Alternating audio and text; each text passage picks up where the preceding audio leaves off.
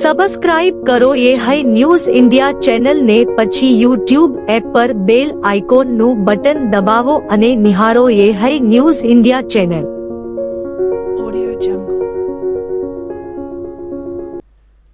વાવ થરાદ જિલ્લાના વાવ ખેતીવાડી ઉત્પન્ન બજાર સમિતિ માર્કેટયાર્ડમાં બીજી ટર્મ માટે નવા ચેરમેન અને વાઇસ ચેરમેનની વરણીને લઈને રાજકીય માહોલ ગરમાયો છે।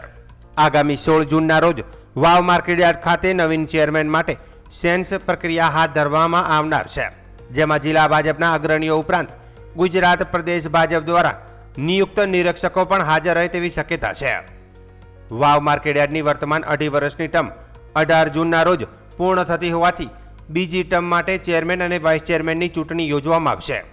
ચૂંટણી પૂર્વે ભાજપ સંગઠન દ્વારા સેન્સ પ્રક્રિયા યોજી કાર્યકરો અને ચૂંટાયેલા સભ્યોના અભિપ્રાયો મેળવવામાં આવશે। હાલ ચેરમેન પદ માટે અનેક નામોની ચર્ચા રાજકીય વર્તુળોમાં ચર્ચાઈ રહી છે, જેમાં પૂર્વ જિલ્લા ભાજપ પ્રમુખ ગુમાનસિંહજી ચૌહાણ માળકા, ભૂરાભાઈ આસલ ડેડાવા તેમજ વર્તમાન ચેરમેન નાગજીભાઈ પટેલના નામો મુખ્ય દાવેદારો તરીકે ચર્ચામાં હોવાનું જાણવા મળ્યું છે। જો કે અંતિમ નિર્ણય ભાજપ સંગઠન અને ચૂંટાયેલા સભ્યોના સમર્થનના આધારે લેવાશે। આ સમગ્ર પ્રક્રિયા અંગે જિલ્લા રજિસ્ટ્રાર સહકારી મંડળીઓ બનાસકાંઠા દ્વારા સત્તાવાર જાહેરનામું પ્રસિદ્ધ કરવામાં આવ્યું છે। જાહેરનામાના અનુસાર ગુજરાત ખેતીવાડી ઉત્પન્ન બજાર અધિનિયમ અને ગુજરાત ખેત ઉત્પન્ન બજાર નિયમો 1965ના નિયમ 27 હેઠળ ચૂંટાયેલા અને નિયુક્ત સભ્યોમાંથી લાયક ઉમેદવારની સભાપતિ તરીકે બીજી ટર્મ માટે ચૂંટણી યોજવાની રહેશે। તે મુજબ ધી ખેતીવાડી ઉત્પન્ન બજાર સમિતિ વાવના તમામ સભ્યોની વિશેષ બેઠક વાવ માર્કેટયાર્ડ કાર્યાલય ખાતે નિર્ધારિત તારીખે યોજાશે, જેમાં સભાપતિ અને ઉપસભાપતિની ચૂંટણી પ્રક્રિયા હાથ ધરવામાં આવશે। તમામ સભ્યોને બેઠકમાં ફરજિયાત હાજર રહેવા અપીલ કરવામાં આવી છે। ચેરમેન પદ માટે ચાલી રહેલી અટકલો અને રાજકીય સમીકરણોને લઈને વાવ થરાદ પંથકમાં રાજકીય રસાકસી તેજ બની છે। હવે 16 જૂનની સેન્સ પ્રક્રિયા અને ત્યારબાદ 18 જૂનની ચૂંટણી બાદ માર્કેટયાર્ડનું સુકાન કોના હાથમાં જશે તેના પર સૌની નજર મંડાઈ છે। વાવ થરાદ જિલ્લાના લાખણી તાલુકાના લવાણા ગામે રવિવારે સમરસતાનું અનોખું ઉદાહરણ જોવા મળ્યું હતું। સનાતન સમરસતાનો મહાયજ્ઞ યોજી હિન્દવાણી વિસ્તારના 21 ગામોના વાલ્મીકી સમાજ સાથે ગરિમાપૂર્ણ ભોજન પ્રસાદનું આયોજન કરાયું। આ કાર્યક્રમમાં વિધાનસભાના અધ્યક્ષ શંકરભાઈ ચૌધરીએ ખાસ હાજરી આપી હતી। લવાણા ગામે રહેતા વાઘેલા હીરાભાઈ પ્રેમાભાઈના નિવાસસ્થાને વાવ થરાદ જિલ્લામાં પ્રથમ વખત આ પ્રકારનો સમરસતા મહાયજ્ઞ યોજાયો। સમગ્ર હિન્દવાણી વિસ્તારમાંથી મોટી સંખ્યામાં વાલ્મીકી સમાજના આગેવાનો અને વડીલો આ કાર્યક્રમમાં જોડાયા હતા। વાઘેલા પરિવારો દ્વારા વાલ્મીકી સમાજના આગેવાનોનું શાલ ઓઢાડી સન્માન કરવામાં આવ્યું હતું। આ પ્રસંગે ગુજરાત વિધાનસભાના અધ્યક્ષ શંકરભાઈ ચૌધરી ઉપસ્થિત રહ્યા હતા। તેમણે આ સેવાના કાર્યને બિરદાવતા કહ્યું કે સમાજમાં આ એક પહેલ છે, જે સમગ્ર જિલ્લામાં સમરસતાનો એક સંદેશ છે। સારા કામમાં જો કોઈ સુકન લેવું હોય તો વાલ્મીકી સમાજના લોકોને લેવું જોઈએ। નિરંજની પીઠાધીશ્વર નાના કાપરા મઠના મહંત 1008 કુરશીપુરીજી મહારાજે આશીર્વચન પાઠવતા જણાવ્યું કે આ મહાયજ્ઞ થકી સમાજમાં એકતાનો સંદેશ ફેલાયો છે। આ કાર્યક્રમમાં બનાસકાંઠા જિલ્લા ભાજપ પ્રમુખ કીર્તિસિંહ વાઘેલા, બનાસ બેંકના ચેરમેન ડાયાભાઈ પિલિયાતર, વાવ થરાદ જિલ્લા ભાજપ પ્રમુખ ડોક્ટર નરેશ ઠાકોર, દિયોદરના ધારાસભ્ય કેસાજી ચૌહાણ, થરાદ રાજપૂત સમાજના પ્રમુખ ડીટી રાજપૂત, હિન્દવાણી રાજપૂત સમાજના પ્રમુખ ડોક્ટર ઉદયસિંહ રાજપૂત, દશરથસિંહ હીરાજી વાઘેલા, પૂર્વ સરપંચ રામાભાઈ રાજપૂત સહિતના આગેવાનો મોટી સંખ્યામાં જોડાયા હતા। સમાજના તમામ વર્ગોને એક મંચ પર લાવી સમરસતાનો સંદેશ આપતો આ કાર્યક્રમ જિલ્લા માટે પ્રેરણારૂપ બન્યો છે। કે સમાજનું જીવન ઋષિ જેવું જીવન, અને અહીંયા હીરાજીભાઈ ને એમના સમગ્ર પરિવારે કુરશીપુરી બાપુના માર્ગદર્શનમાં સમરસતા માટેનું ભોજ રાખ્યું છે, અને એમાં જે બધા મહેમાનો આગેવાનોને બોલાવ્યા। આપણો દેશ એક છે, આ દેશમાં રહેતા દરેક નાગરિક આપણે એક છીએ, અને ઐક્ય ભાવ જે રાખ્યો છે એના માટે હું હૃદયથી ખૂબ ખૂબ અભિનંદન આપું છું। આજે લવાણા ગામે હીરાભાઈ વાઘેલા દ્વારા હિન્દવાણી વિસ્તારના 22 ગામોની વાલ્મીકી પરિવારને બોલાવી એમના માન સન્માન સાથે ગૌરવપૂર્વક ભોજન કરાવ્યું, એમનું સન્માન કર્યું એ બદલ સમગ્ર પરિવારને ખૂબ ખૂબ આશીર્વાદ, સાથે સમગ્ર ભારત માટે, રાષ્ટ્ર માટે, સમગ્ર સનાતન ધર્મ માટે, સમગ્ર હિન્દુ સમાજ એક થઈ અને જાતિ ભાતિના વાડામાંથી દૂર થઈ અને જે આ કાર્યક્રમ આજની સરકારની અંદર મોદી સાહેબના માર્ગદર્શનની અંદર જે થઈ રહ્યો છે એ આપણા બધાના માટે, સમગ્ર હિન્દુ સમાજ માટે અને એક રાષ્ટ્ર માટે ખૂબ પ્રેરણાદાયી છે. આ પરિવારને ખૂબ ખૂબ અભિનંદન. હર હંમેશા સમગ્ર હિન્દુ સમાજ એક થઈ અને આવા કાર્ય કરતા રહે એવી શુભેચ્છાઓ સાથે. વાવ થરાદ જિલ્લાના થરાદની નર્મદા કેનાલમાં એક યુવાને ઝંપલાવ્યો હોવાનું નાટક કરી તંત્ર અને ફાયર વિભાગને 4 કલાકથી વધુ સમય સુધી ગુમરાહ કર્યા હતા અને યુકે કેનાલના કિનારે ચંપલ, શર્ટ અને એક ચિઠ્ઠી મૂકી હતી, જેના આધારે ફાયર ટીમે જીવના જોખમે શોધખોળ હાથ ધરી હતી. ત્યારબાદ યુવક જીવિત અને બહાર હોવાનું સામે આવ્યું છે. આ ઘટના વાવ પુલથી ઢીમા પુલ વચ્ચે બની હતી. યુવકે જાણી જોઈને કેનાલના કિનારે પોતાના ચંપલ, શર્ટ અને એક પ્રેસ નોટ ચિઠ્ઠી મૂકી હતી, જેથી લોકો તેને કેનાલમાં કૂદી પડ્યો હોવાનું માની આ કૃત્ય બાદ યુવક ત્યાંથી ફરાર થઈ ગયો હતો. સ્થાનિક લોકોએ આ અંગે થરાદ ફાયર વિભાગને જાણ કરતા ફાયરની ટીમ તાત્કાલિક ઘટના સ્થળે પહોંચી હતી. ફાયરમેન ધનજીભાઈની ટીમે 4 કલાકથી વધુ સમય સુધી વહેતા પાણીમાં યુવકની શોધખોળ શરૂ કરી હતી. આ શોધખોળ જીવના જોખમે કરવામાં આવી હતી. શોધખોળ ચાલુ હતી તે દરમિયાન યુવકના પરિવારજનોએ તેને ઇન્સ્ટાગ્રામ પર ઓનલાઈન જોયો હતો. પરિવારજનોએ યુવકનો વિડીયો કોલ કરીને તેની સાથે વાતચીત કરી, જેનાથી પુષ્ટિ થઈ કે યુવક જીવિત અને કેનાલની બહાર સુરક્ષિત છે. આ ઘટના બાદ તંત્રને ગુમરાહ કરનારા આવા લોકો સામે કડક પગલાં ભરવામાં આવે તેવી પણ લોકમાંગ ઉઠી છે. ફાયર વિભાગના કર્મચારીઓ જીવના જોખમે કરેલી મહેનત વ્યર્થ ગઈ હોવાથી લોકોમાં ભારે રોષ જોવા મળ્યો હતો.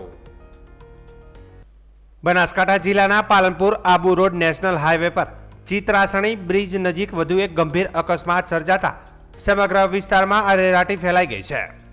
એક બાદ એક કુલ 5 થી 6 વાહનો વચ્ચે થયેલી જોરદાર ટક્કરમાં એક મહિલાનું ઘટના સ્થળે કરુણ મોત નીપજ્યું હતું, જ્યારે 5 થી વધુ લોકો ઈજાગ્રસ્ત થતા તેમને તાત્કાલિક સારવાર માટે નજીકની હોસ્પિટલ ખસેડવામાં આવ્યા હતા. પ્રાથમિક માહિતી મુજબ અમદાવાદ સારવાર કરાવી પરિવાર સાથે જોધપુર પરત ફરી રહેલા લોકોને પણ આ અકસ્માતનો ભોગ બન્યા હતા. સામેથી આવતા એક વાહન સાથે અથડામણ થતાં પાછળથી આવી રહેલા અન્ય વાહનો પણ એકબીજા સાથે ધડાકાભેર અથડાયા હતા, જેના કારણે હાઈવે પર ભયાનક અકસ્માત સર્જાયો હતો. અકસ્માતની જાણ થતાં અમીરગઢ પોલીસ, NHAI વિભાગની ટીમ તેમજ 108 એમ્બ્યુલન્સની ટીમ તાત્કાલિક ઘટના સ્થળે પહોંચી હતી. ઈજાગ્રસ્તોને પ્રાથમિક સારવાર આપીને હોસ્પિટલમાં ખસેડવાની કામગીરી હાથ ધરવામાં આવી હતી. અકસ્માત એટલો ગંભીર હતો કે અનેક વાહનોને ભારે નુકસાન પહોંચ્યું હતું. અકસ્માત બાદ પાલનપુર આબુ રોડ હાઈવે પર અંદાજે 5 થી 6 કિલોમીટર સુધી લાંબો ટ્રાફિક જામ સર્જાયો હતો, જેના કારણે વાહન ચાલકોને ભારે હાલાકીનો સામનો કરવો પડ્યો હતો. મૃતક મહિલાના મૃતદેહને પોસ્ટમોર્ટમ માટે ખસેડવામાં આવ્યો હતો. પોસ્ટમોર્ટમની કાર્યવાહી પૂર્ણ થયા બાદ મૃતદેહને એમ્બ્યુલન્સ મારફતે તેમના વતન જોધપુર મોકલવામાં આવ્યો હતો. ઉલ્લેખનીય છે કે ગઈકાલે પણ ચિત્રાસણી બીજ નજીક અકસ્માત એક વ્યક્તિને જીવ ગુમાવ્યો હતો. સતત બીજા દિવસે સર્જાયેલા જીવલેણ અકસ્માતને કારણે હાઈવેની સલામતી અંગે પ્રશ્નો ઊભા થયા છે. પોલીસે સમગ્ર મામલે અકસ્માતનું ચોક્કસ કારણ જાણવા તપાસ શરૂ કરી છે, તેમજ ટ્રાફિક વ્યવસ્થા પુનઃસ્થાપિત કરવા માટે જરૂરી કાર્યવાહી પણ हाथ धरी હતી. अहमदाबाद गए थे, मिसेज को दिखाने के लिए गए थे. वापस आते समय रात के 11:40 पे सामने जा रहे थे, आगे गाड़ी चल रही थी, पीछे 2 टोला चल रहे थे, साइड 2-3 गाड़ी चल रही थी. इधर रॉन्ग साइड से टोला आया, ऊपर से 7 फीट ऊंचे से गिरा. आगे गाड़ी गिर के साइड में आई है. साइड में गाड़ी वाली तरफ काटा तो पीछे से फाटक हट गया. उसमें लेडीज थी, वो मेरी मिसेज थी, उसका नाम तारा जैन था. उसकी नीचे पड़ती ही उसकी हाथ तो हाथ मौत हो गई. फिर बाद में हादसा लेके आए, हॉस्पिटल पहुंचे तो मर्द घोषित कर दिया. यहाँ बैठे ये हादसा. વાવ થરાદ જિલ્લાના વાવ વિધાનસભા ક્ષેત્રના પ્રજાવત્સલ નેતા અને ગુજરાત સરકારના ખાદી, ગ્રામ્ય ઉદ્યોગ અને કુટીર ઉદ્યોગ રાજ્ય કક્ષાના મંત્રી સ્વરૂપજી ઠાકોરે આજે વાવ એપીએમસી ખાતે મત વિસ્તારના અરજદારો, કાર્યકર્તાઓ અને નાગરિકોની રજૂઆતો સાંભળવા ઉપસ્થિત રહ્યા હતા. કાર્યક્રમ દરમિયાન વાવ શહેર તેમજ ગ્રામ્ય વિસ્તારોના વિકાસલક્ષી પ્રશ્નો અંગે વિવિધ રજૂઆતો કરવામાં આવી હતી, જેમાં વાવ શહેરમાં ગટર વ્યવસ્થાનું સુદૃઢીકરણ, સમગ્ર ગામને CCTV કેમેરાથી સજ્જ કરવાની માંગ, પીવાના પાણીની સમસ્યાનું કાયમી નિરાકરણ, તાલુકાના ગામોને જોડતા માર્ગોના વિકાસ સહિત હરિપુરા વિસ્તારમાં અલગથી પાણીની ટાંકી બનાવવાની રજૂઆત કરવામાં આવી હતી. આ ઉપરાંત વાવ વિનય કોલેજથી વાવ 4 રસ્તા સુધી વિકાસ પથ બનાવવાની મહત્વપૂર્ણ માંગ પણ સ્થાનિક આગેવાનો અને નાગરિકો દ્વારા રજૂ કરવામાં આવી હતી.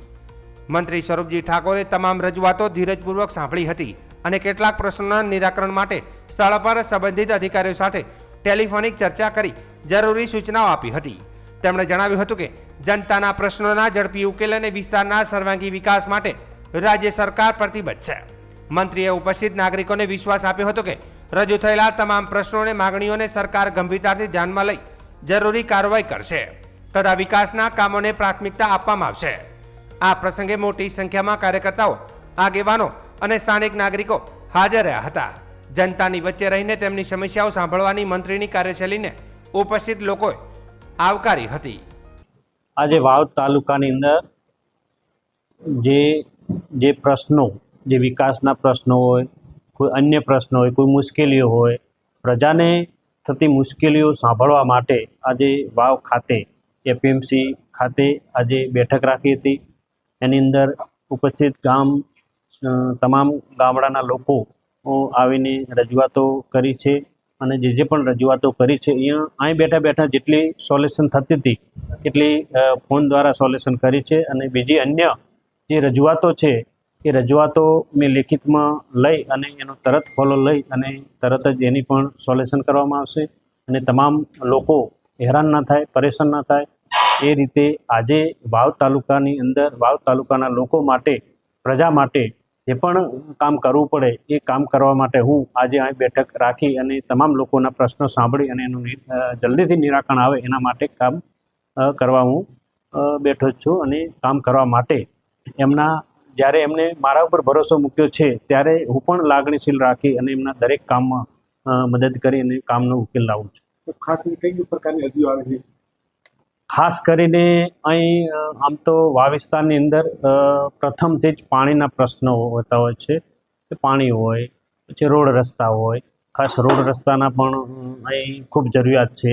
એટલે પાણી અને રોડ રસ્તા એ તમામ જો અહીં વધારે જોવા જઈએ તો રોડ ચોમાસાની અંદર ચાલે એવું રહેતું નથી. એટલે અમારી આ પ્રજાની તમામની લોકોની માગણી છે કે અમારા ગામથી ગામ જોડતા રસ્તાઓ ઝડપી થઈ જાય તો લોકોને ઘણી બધી મુશ્કેલીઓ નો સામનો કરવો મટી જાય. અને કારણ કે વરસાદ જ્યારે આવે છે ત્યારે પાણી ભરાઈ જાય ત્યારે પછી ગામ લોકોને અવર જવર કરવા માટે રસ્તાઓ બંધ થઈ જાય છે.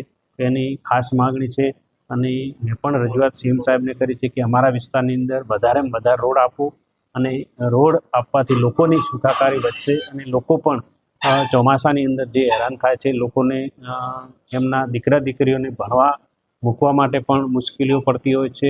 એટલે લોકોની ખૂબ માગણી છે કે અહીં અમને વધારેમાં વધારે રોડ રસ્તાઓ મળે તો ઘણા બધા પ્રશ્નોનો હલ થઈ જાય એમ છે.